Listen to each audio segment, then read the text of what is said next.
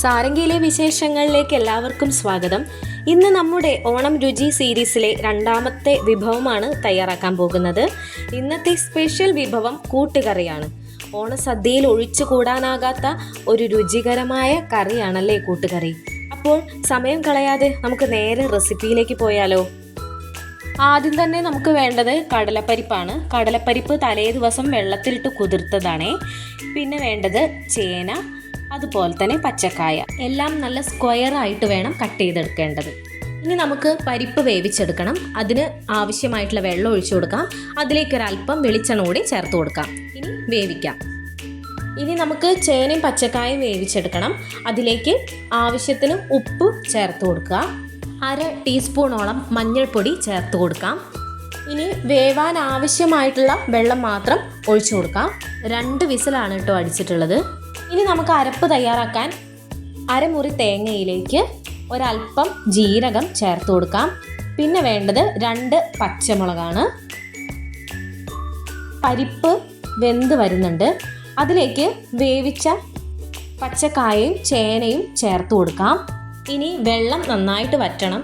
അപ്പോൾ അതുവരെ നന്നായിട്ടൊന്ന് വേവിച്ചെടുക്കാം. ഇനി 1 ടീസ്പൂണോളം കുരുമുളക് പൊടി ചേർത്ത് കൊടുക്കാം. നിങ്ങളുടെ എരിവിനനുസരിച്ച് വേണം കുരുമുളക് പൊടി ചേർത്ത് കൊടുക്കേണ്ടത്.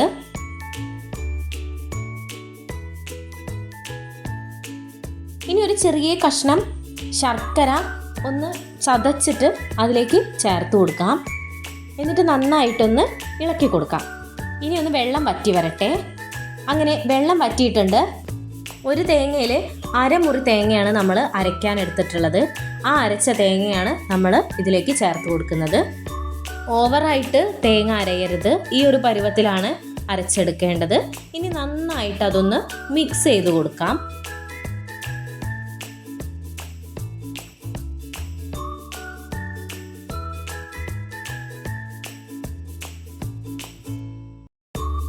ഇനി നമുക്ക് ഒരു ചീനച്ചട്ടിയിലേക്ക് വെളിച്ചെണ്ണ ഒഴിക്കാം. അതിലേക്ക് ഒരു 1/2 ടീസ്പൂണോളം കടുകിട്ട് പൊട്ടിക്കാം. ഇനി ചുവന്ന വറ്റൽമുളകില്ലേ, വറ്റൽമുളക് കൂടിയും ചേർത്ത് കൊടുക്കാം. എന്നിട്ട് നമ്മൾ നേരത്തെ എടുത്തു വെച്ച കുറച്ച് തേങ്ങ ഉണ്ട്. ഒരു തേങ്ങയിൽ 1/2 മുറി തേങ്ങ നമ്മൾ നേരത്തെ അരയ്ക്കാൻ മാറ്റി വെച്ചു. അതിലൊരു 1/2 മുറി തേങ്ങയാണ് വറുത്തെടുക്കാൻ വേണ്ടിയിട്ട് മാറ്റി വെച്ചിട്ടുള്ളത്. ആ മാറ്റി വെച്ചിട്ടുള്ള തേങ്ങ നമുക്ക് വറുത്തെടുക്കണം. നല്ല ഒരു ബ്രൗൺ നിറമാവണം കേട്ടോ. അതുവരെ നന്നായിട്ടൊന്ന് വറുത്തെടുക്കാം. ഒരല്പം കൂടി കുരുമുളക് ചേർത്ത് കൊടുത്തിട്ടുണ്ട് കേട്ടോ. നിങ്ങൾക്ക് വേണമെങ്കിൽ ചേർത്താൽ മതി. കുരുമുളകിൻ്റെ അളവ് കുറവാണെന്ന് തോന്നിയത് കൊണ്ട് മാത്രമാണ് ചേർത്ത് കൊടുത്തത്. അങ്ങനെ ഈ ഒരു പരിവായിട്ടുണ്ട്. ഇത് നമുക്ക് കൂട്ടുകറിയിലേക്ക് ചേർത്ത് കൊടുക്കാം.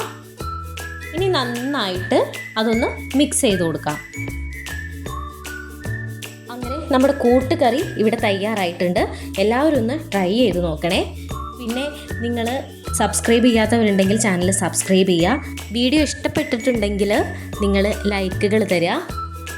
വീഡിയോയെ പറ്റിയുള്ള നിങ്ങളുടെ വിലപ്പെട്ട അഭിപ്രായങ്ങൾ രേഖപ്പെടുത്തുക.